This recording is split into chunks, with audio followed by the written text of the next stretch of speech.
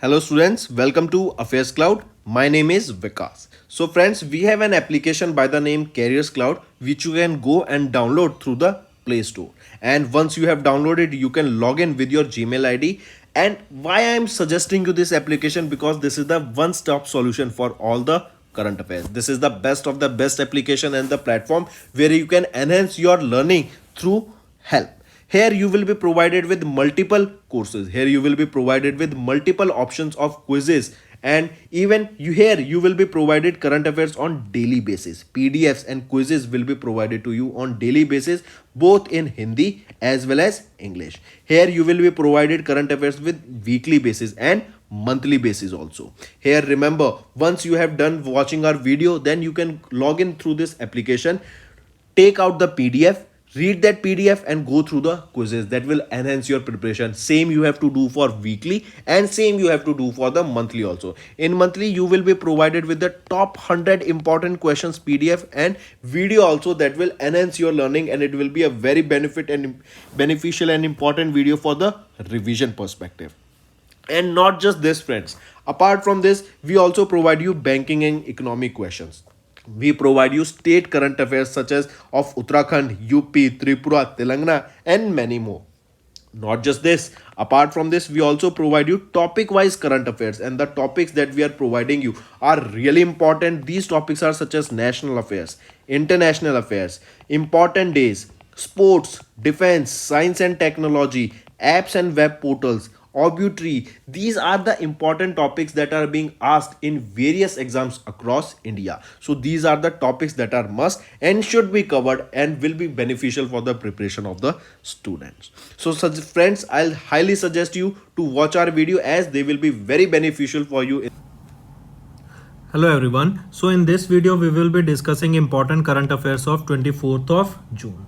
The session will be very interesting and important, so do pay attention till the end, as you will be learning multiple things that will be enhancing your preparation. So let's start.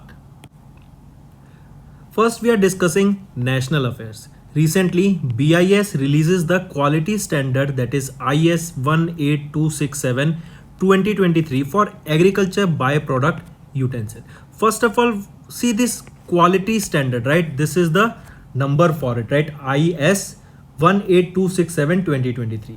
What this means is that this particular quality standard is issued for various utensils, right? As you can see in the picture, what is the quality of this product? Is this quality up to the mark, right? Can this quality or this product be used by a mass number of people? Can this particular product cause any allergies?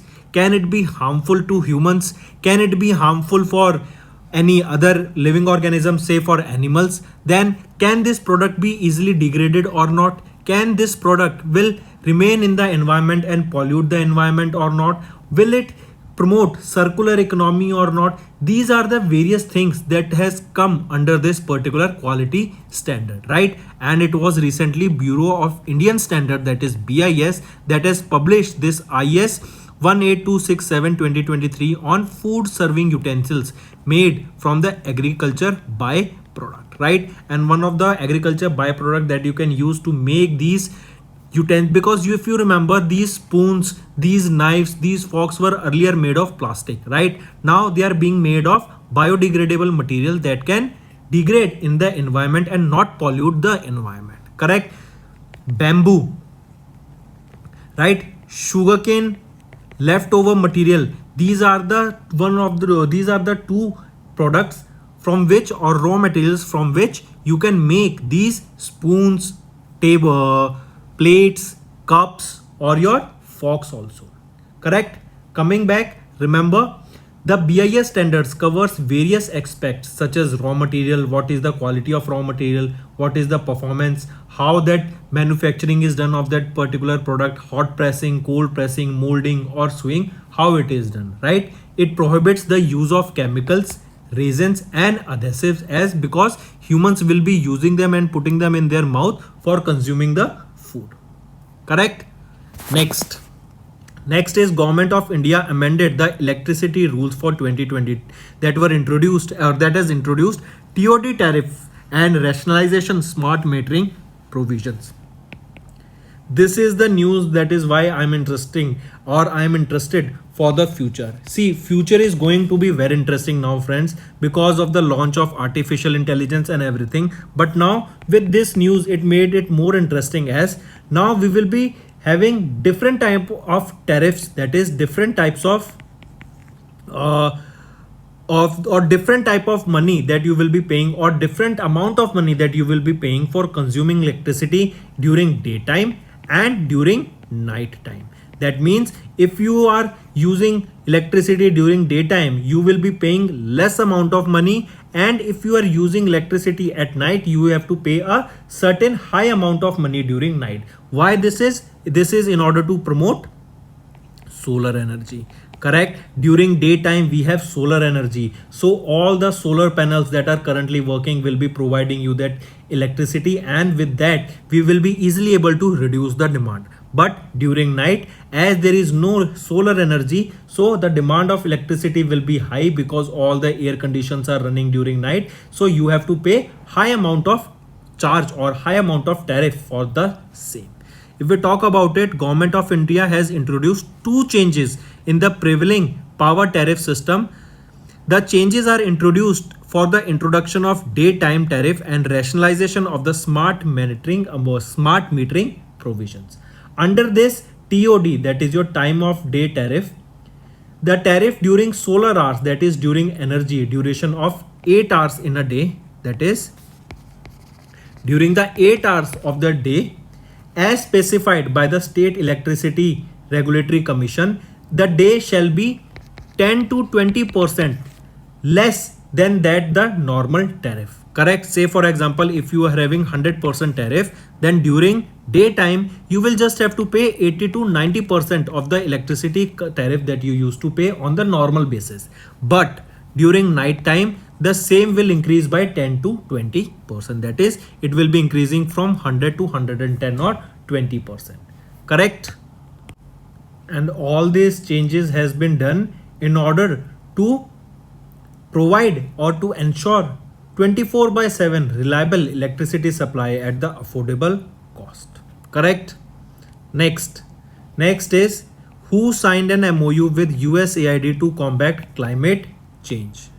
It is your Indian Railways. I repeat, Indian Railways and USAID, that is your United States Agency for International Development, that is an independent agency of US federal government. They have recently signed a memorandum of understanding to combat climate change and achieve the railways target, or Indian Railways target, to achieve net zero carbon emissions by 2030. Right? So I repeat, it is your Indian Railways, or you can say that USAID, they have tied up with Indian Railways in order to achieve the net zero carbon emission of Indian Railways target to become carbon neutral by 2030. Correct. Similarly, we talk about India. What is the target of India to become carbon neutral? 2070.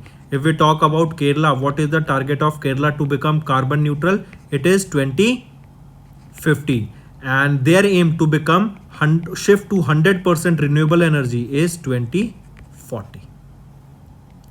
Next, India along with which country signed a mutual legal assistance treaty for investigation?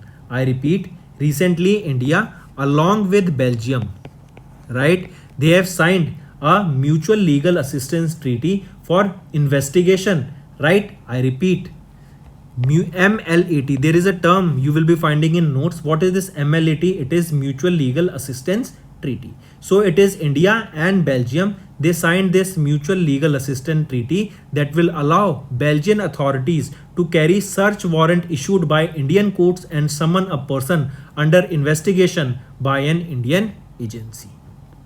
Correct. This will help investigating, or this will help the investigators in getting evidence from the fugitives like Nishal Modi, the brother of Punjab National Bank scam mastermind Nirav Modi. Correct.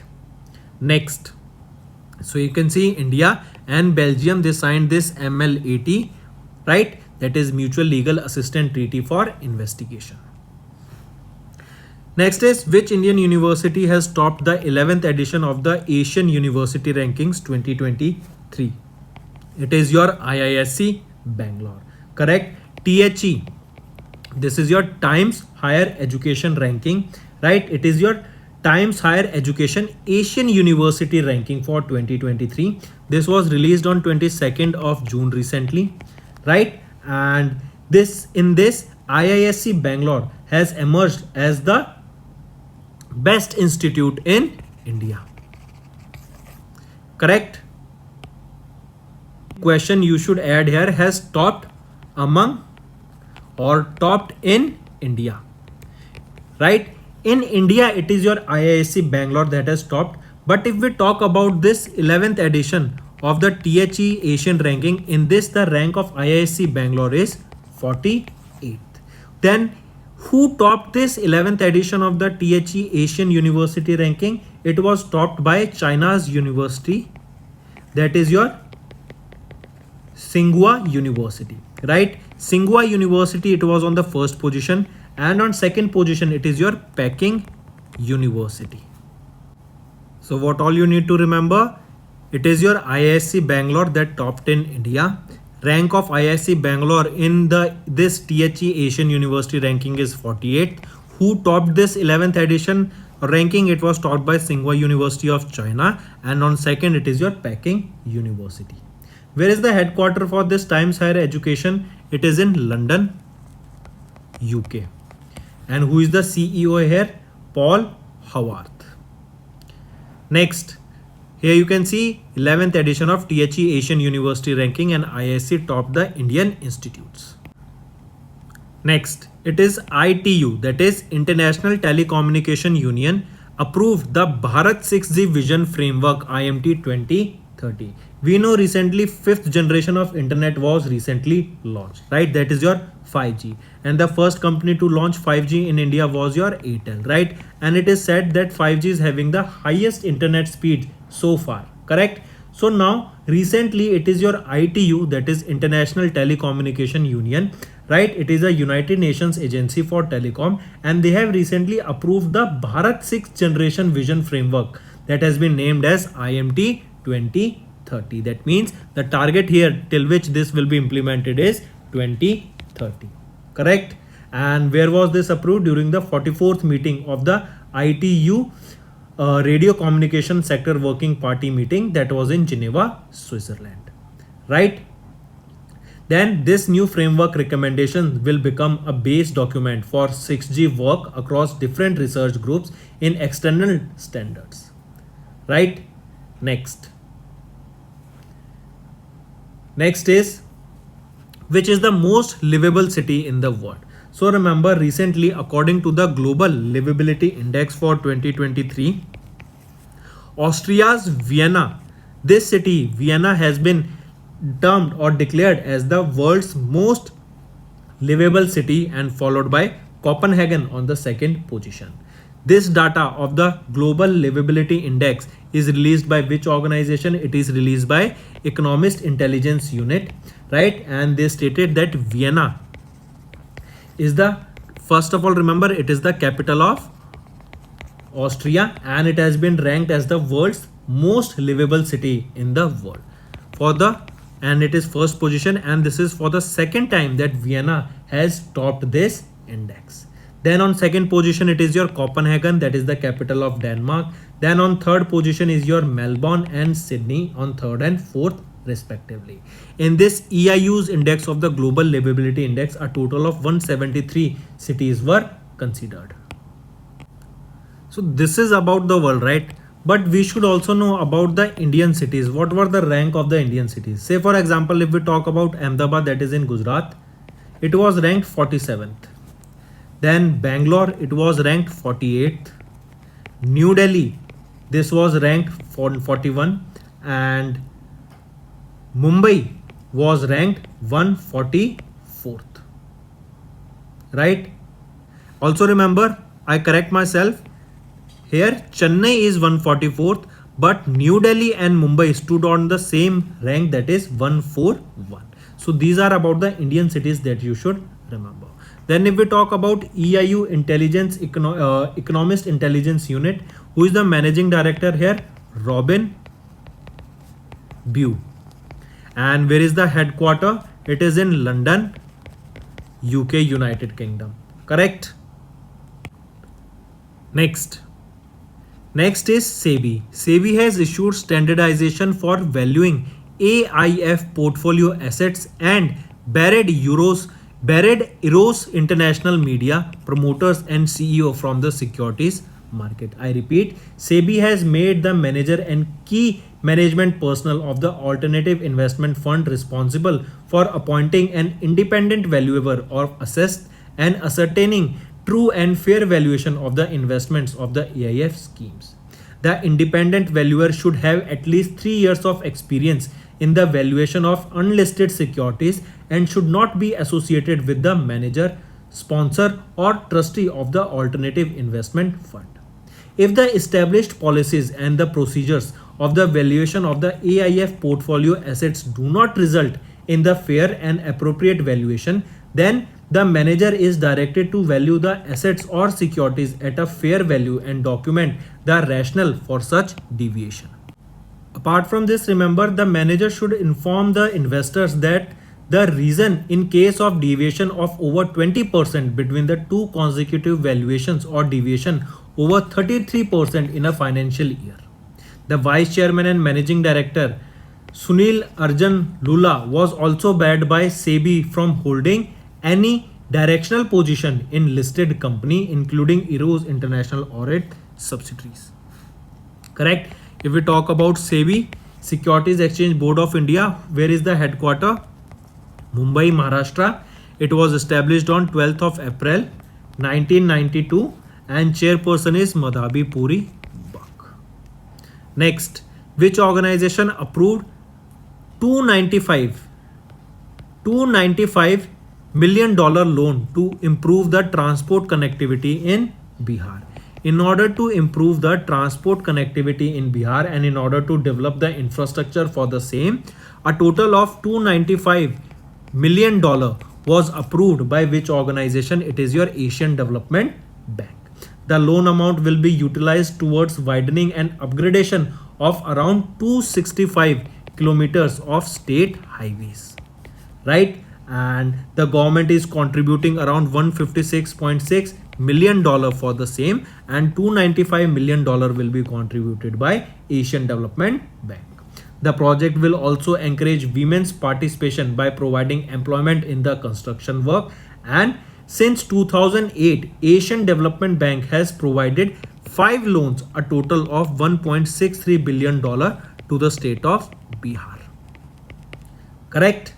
If we talk about Asian Development Bank, who is the president here? Masasuku Asakawa. Headquarter is in Manila, Philippines, and it was established in 1966. Next, moving on, it is your Meesho. Meesho is an online platform. It is an online e-commerce platform. It is similar to that of Amazon and Flipkart, but this is specifically for your shopping purpose, for your clothes, your shoes, etc. Correct? So recently, Meesho and NPCI, that is your National Payment Corporation of India, 2 Indian companies have featured on the Time 100 most influential companies for 2023. So question can be asked is which are the 2 Indian companies that were featured on the Time 100 most influential companies 2023 list? It is your Meesho and NPCI, that is your National Payment Corporation of India, and UPI was launched by NPCI only. That is the reason NPI is on this list, because of the vast acceptance of UPI not just in India but all around the world. Correct? And they were listed under the pioneer category here. The Time 100 most influential companies list described Meesho as innovative retailer and NPCI as connecting commerce. Right? Then remember that Time magazine was for the first time launched their Time 100 companies list in 2021. This Meesho, this is an e-commerce platform. This is Karnataka Bangalore based company. It was founded in 2015, right? And it does not charge seller a commission, which it says enable to sell 60% of its product for less than $4, right? And it reach for Indian families that make less than $6,000 a year. Correct? Meesho is the most downloaded shopping app in the world in the early 2022. And if we talk about NPCI, that is National Payment Corporation of India, this was an initiative of RBI, correct? And it was launched in 2008, and it has launched UPI, that is a QR based platform, that, or we know that what is UPI, right? It is for sending money from one bank account to another bank account. Next, IOC, that is your International Olympic Committee President Thomas Bach, presented Olympic order to the WHO Director General Tedros Ghebreyesus in the award ceremony that was held at the Olympic House in Lausanne, Switzerland. I repeat, recently IOC committee, that is International Olympic Committee President Thomas Bach, has recently presented the Olympic order to the WHO Director General Tedros Ghebreyesus. Correct. This was during an award ceremony at the Olympic House that was at Switzerland, in Lausanne, Switzerland. Right. During the event, IOC also honored the WHO with the Olympic Cup for 2021 in recognition of its exceptional contribution to the success of the Olympic and Paralympic Games of Tokyo 2020. Correct. If we talk about this Olympic order is awarded to a person who has done outstanding services to the Olympic cause, either through his own personal achievement or his contribution towards the development of sport. Correct. If we talk about this Olympic Cup is a unique award that was created in 1906 by the IOC's founder Pierre de Coubertin. Correct. So coming back, remember who has been awarded with this Olympic order. So this Olympic order was awarded to the WHO Director General Tedros Ghebreyesus, and also WHO was honored with the Olympic Cup for 2021. Next is Science and Technology.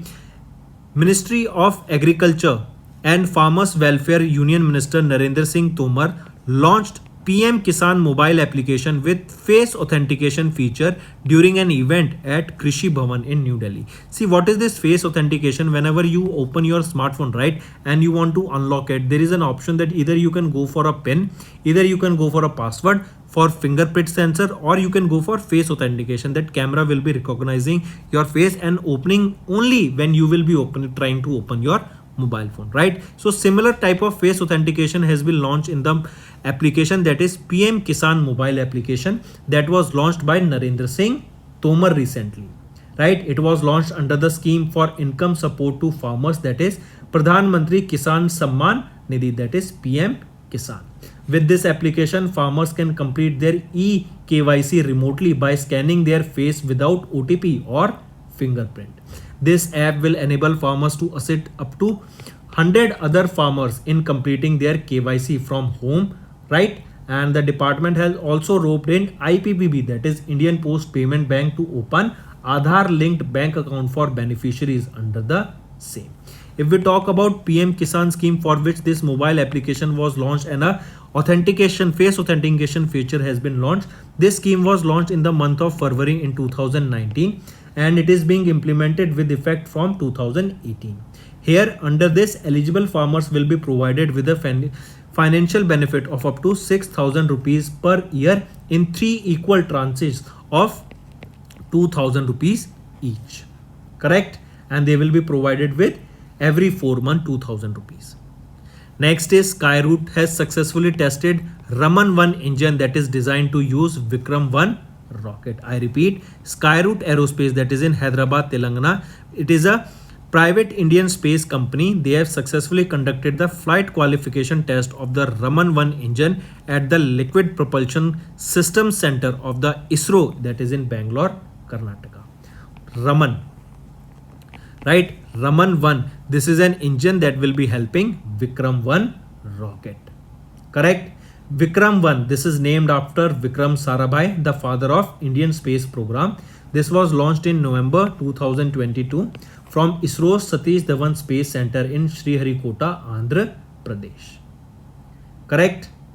Next, if we talk about Skyroot Aerospace, it was established in the month of June in 2018. Co-founder here are Pavan Kumar Chandana and Naga Bharat Dhakaji, and the headquarter for the same is in Hyderabad, Telangana.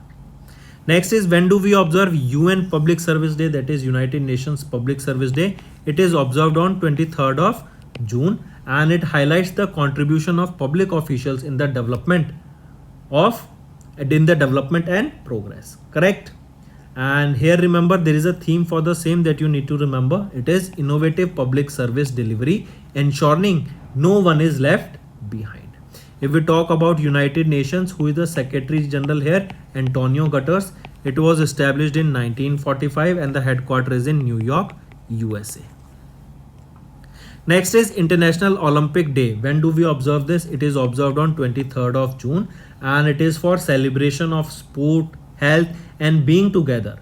This day marks the founding day of the IOC, that is International Olympic Committee, in Paris in June 1894.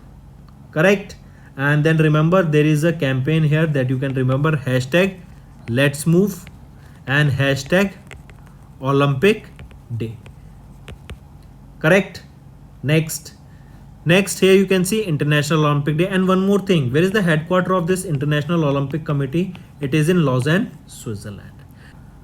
Next is your International Widows Day. When do we observe this day? This day is observed on 23rd of June. And who is a widow? Whose husband has recently passed away. Correct? So International Widows Day is observed on 23rd of June, and the first ever Widows Day was observed in 2011. Next, it is your IOB, that is Indian Overseas Bank, that have signed a MOU with Tamil Nadu State Rural Livelihood Mission. I repeat, IOB. They have recently signed a memorandum of understanding with Tamil Nadu State Rural Livelihood Mission to promote the growth of self-help groups in Tamil Nadu and provide financial support to them. Correct? Directly remember this. Next is Rajasthan government.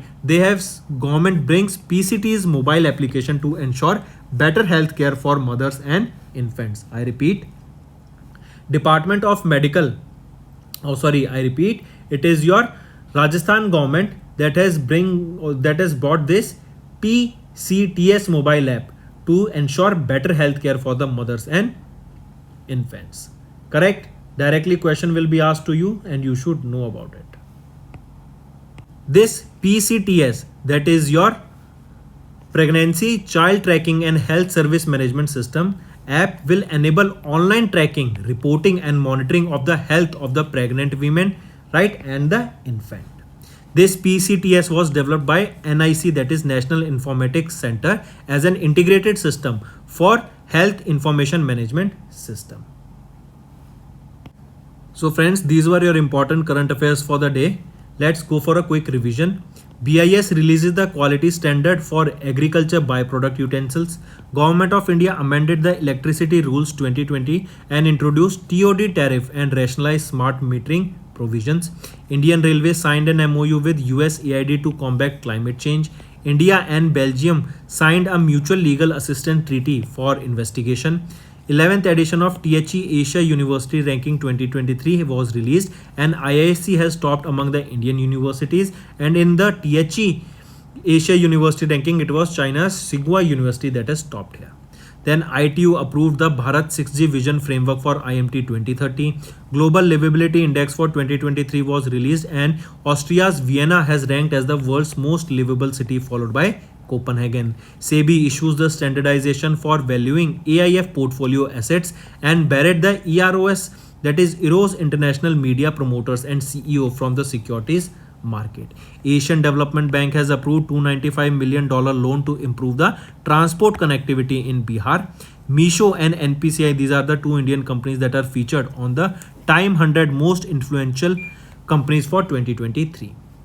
IOC honored WHO Director General Tedros Ghebreyesus with Olympic Order, and WHO was honored with the Olympic Cup 2021. Ministry of Agriculture and Farmers Welfare Minister Narendra Singh Tomar has launched PM Kisan mobile app with face authentication feature. Skyroot Aerospace successfully tested Raman 1 engine that is designed to use Vikram 1 rocket.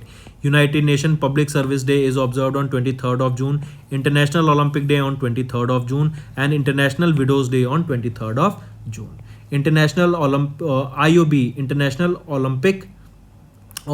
Indian Overseas Bank IOB, they have signed an MOU with Tamil Nadu State Rural Livelihood Mission to provide financial support to self-help groups, and Rajasthan government has brought PCTS mobile app to ensure better healthcare for mothers and infants.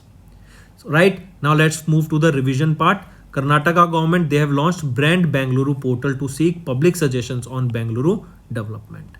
Next is Petri Orpo. He has been appointed as the new Prime Minister of Finland. Next, Pulitzer Prize winning novelist Cormac McCarthy died at the age of 89. Next, Lalitha Natarajan, Chennai-based lawyer activist, has won the 2023 Iqbal Masiya Award for the elimination of child labor.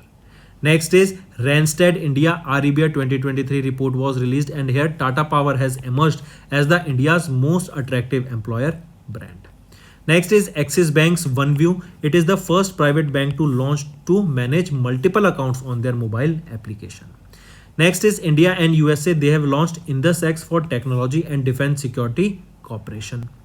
Next is Solar Parks and Ultra Mega Solar Power Project scheme has been extended till 2026. Earlier it was till March 2024. Now it has been extended till 2026. Now friends, let's move to the homework section. First is, who is the head of the panel to set up to recommend reforms in arbitration law? Second, common annual confidential reports which were seen in the news is associated with which field? And third is, which personality or institution was granted with the Gandhi Peace Prize 2021?